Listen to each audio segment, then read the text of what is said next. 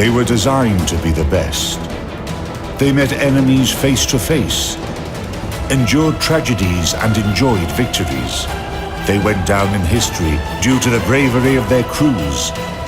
They are the ships that deserve to be called Naval Legends.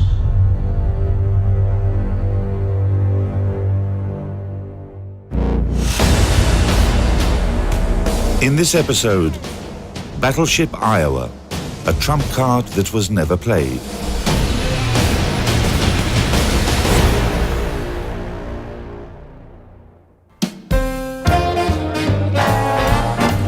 In the 1930s, the whole world was crazy about two things: swing music and guns. The passion that politicians and industrial moguls showed to the latter had all the signs of gigantomania. By finding legal loopholes in international arms control treaties and conventions, or simply ignoring them, countries were constantly building new and unprecedented weapon systems for both land and sea. They were becoming bigger, heavier, and more powerful.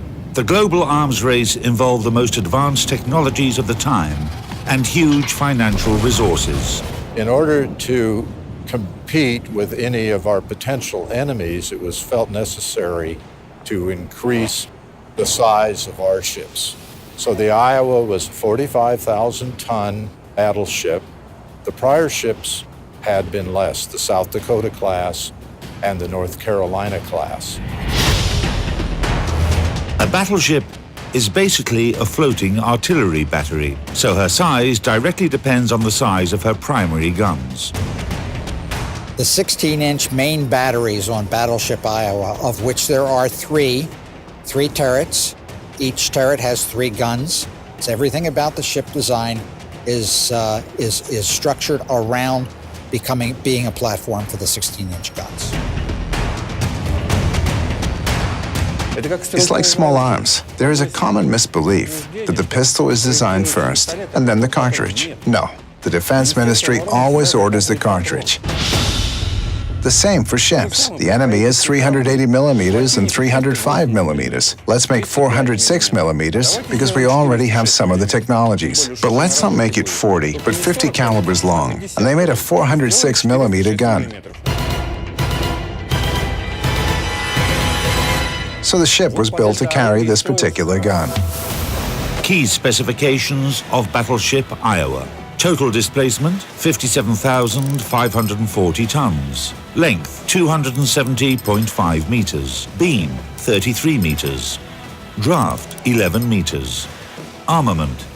Primary armament, 9 Mark 7 guns in 3 triple turrets. Caliber, 406 millimeters. Maximum range, 39 kilometers.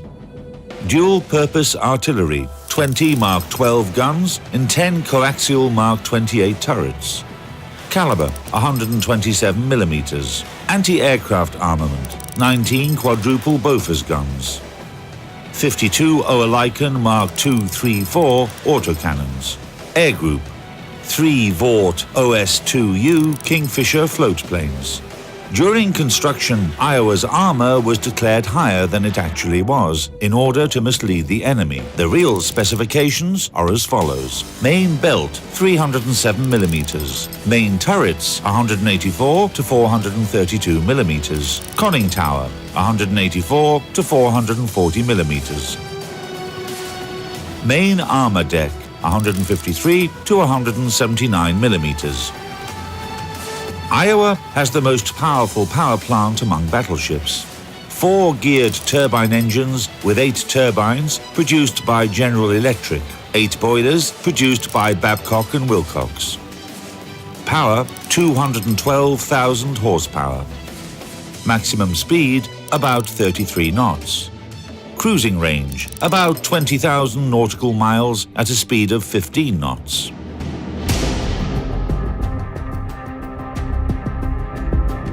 Battleship Iowa had a very unique hull design in the bullnose, and you can also see that her lines were very tapered, almost aerodynamic, and that's all part and parcel of how they got this 57,000-ton behemoth up to a speed of 33 knots, which is very, very fast and almost, you could say it's almost powerboat speed, very, very unusual for a warship. This became an important advantage later on during the war in the Pacific Theater. With a speed like that, Iowa could efficiently escort carrier task forces.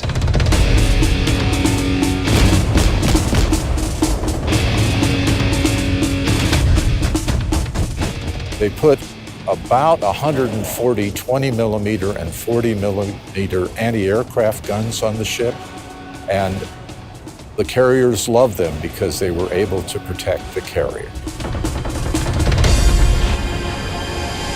When Iowa was still under construction, the Americans realized that she would play a secondary role in battles against the Japanese fleet. Aircraft carriers were becoming the main striking force of the Navy, but a giant like Iowa played a worthy role in the World War II. Battleship Iowa was commissioned in early 1943. Its first mission was to go north. Naval Intelligence felt that the Tirpitz, the German battleship, may be coming into the North Atlantic. The battleship Iowa was sent on an early mission north to block the Tirpitz.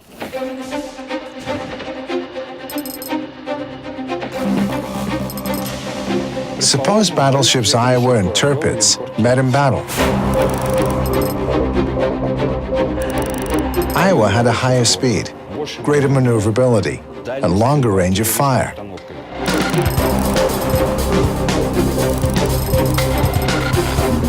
Tirpitz would be trying to get in close to Iowa, and Iowa would be looking to keep away, maneuvering and firing at Tirpitz from a great distance. Iowa would have definitely won this battle.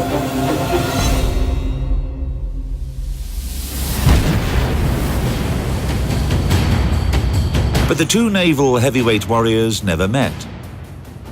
So we can only imagine how their duel would have ended.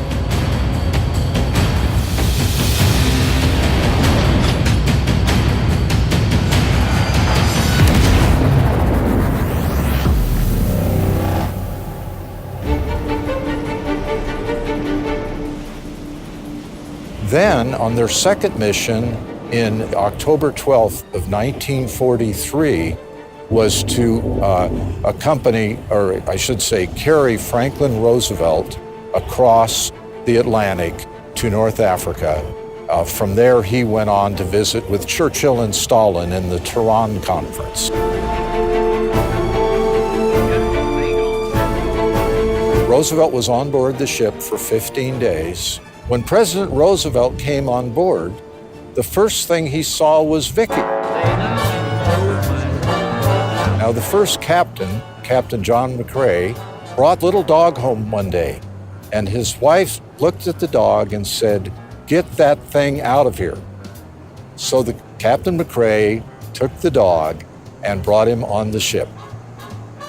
And President Roosevelt asked, "Who is this little dog?" And Captain McCrae said, "Well, that's our little ship's mascot named Vicky."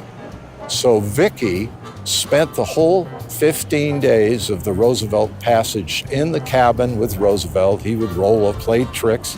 While he wasn't very good as a sailor, he was very good as a dog. And Roosevelt really enjoyed Vicky.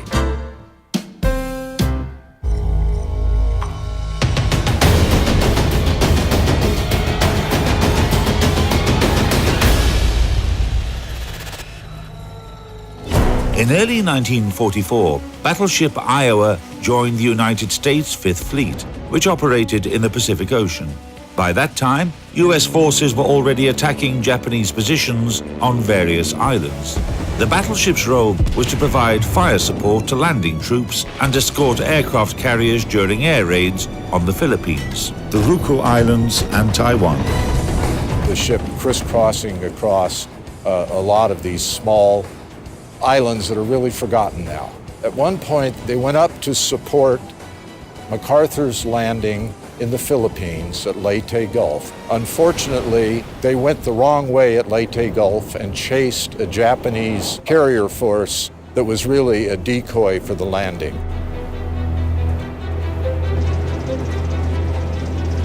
They came back, but a little too late to assist in the Battle of Leyte Gulf. They missed that one opportunity to maybe have had a contact with the Yamato.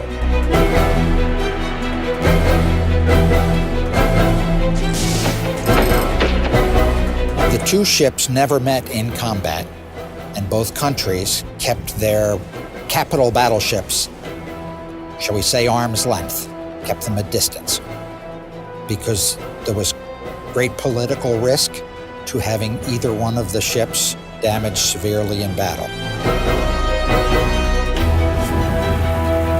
Japanese industry in those days simply didn't have the resources to build ships in large numbers.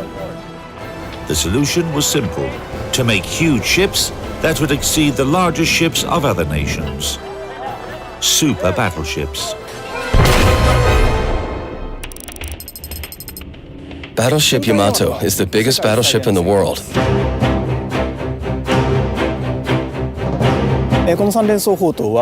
Her shell velocity was 790 meters per second, while its weight could be up to 1.5 tons. Such a large gun could inflict very serious damage. The Japanese essentially broke the treaty. On the other side, the United States of America was simply building a ship that met the contemporary requirements of naval warfare and could easily, without any extra effort, be built by the American industry. During the war, the Japanese fleet could afford to build only 2 battleships, while the Americans were able to construct more and more new battleships.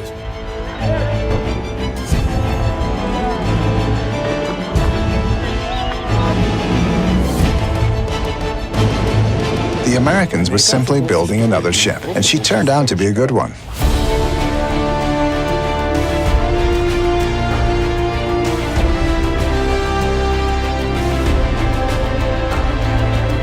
The Iowa, I think, would have, of course I would probably say this, would have taken the day in a battle against the Yamato. She had very accurate fire control for a ship of the 1940s. And I think that would be an advantage for her if they should fight such a battle. It was so accurate that in 1984, when they recommissioned the ship, they kept the existing system in place. They did, even though they had modern computers. The Iowa could put a round very, very close to the target, so accurate that they didn't need to change it.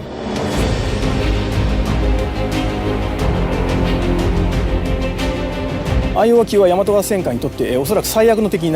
was the most dangerous enemy for Yamato. If they had met at a range from 20,000 to 30,000 meters, especially in a one-on-one fight and in fine weather, Iowa would have no chance of winning. However, thanks to better radar, Iowa could fight in bad weather and at night. Powerful guns, high speed, and precise radar made Iowa a formidable adversary. If these two battleships had fought each other, the victory would depend completely on the battle conditions. We could get in quick and fire, but then there's always the lucky shot.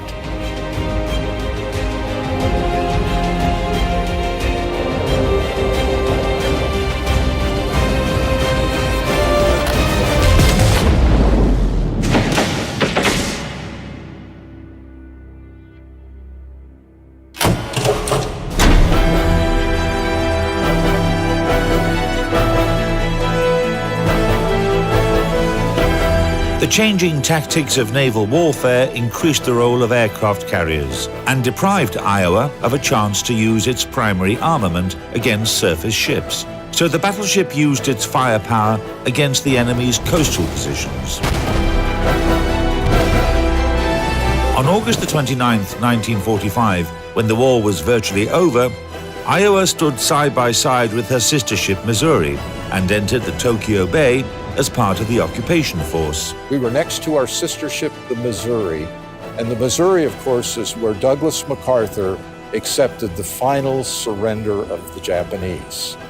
Now, we like to say on the Iowa that had Roosevelt lived, that signing might have been on the Iowa because he had been on the ship.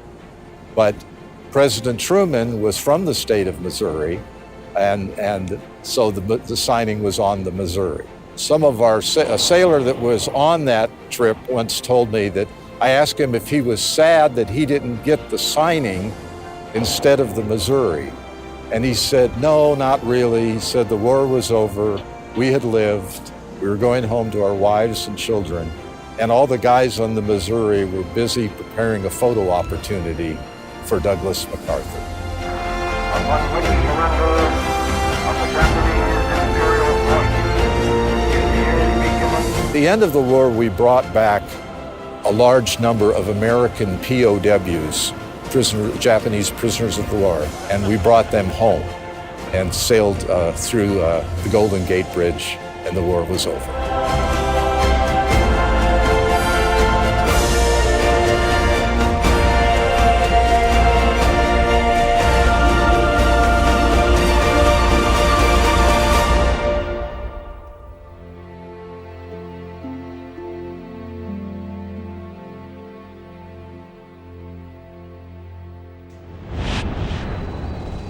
For her service in World War II, the battleship was decorated with 9 battle stars. In 1949, Iowa was decommissioned into the reserve fleet, but 2 years later, she was recommissioned and sent on a mission to the coast of Korea.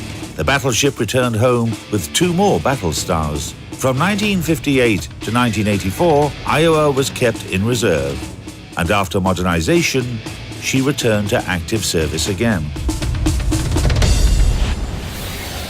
However, the event that took place in the late 1980s showed that battleships can also sustain losses outside of wartime. On April 19th, 1989, the biggest tragedy that ever struck this ship occurred. The ship was about 400 miles or so north of Puerto Rico. As I understand it, they had loaded the shell in the number 2 turret, rammed in the powder, and they were about to close the breach when something happened.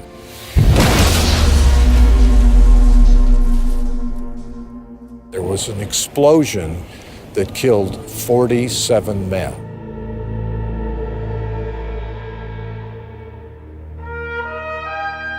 It was by far the biggest loss of life on the ship.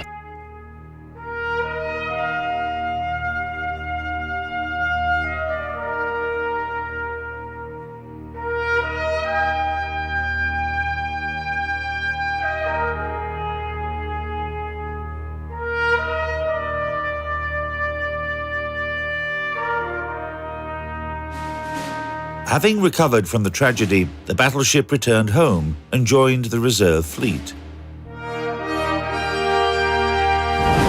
In 2001, 58 years since her launch by the New York Naval Shipyard, after she had crossed tens of thousands of miles and fired thousands of shells at the enemies, Battleship Iowa was berthed in the port of Los Angeles. She's unique because she did have 3 careers in the Navy: World War II, Korea, and the 1980s. And then now she's on her 4th career as a museum ship.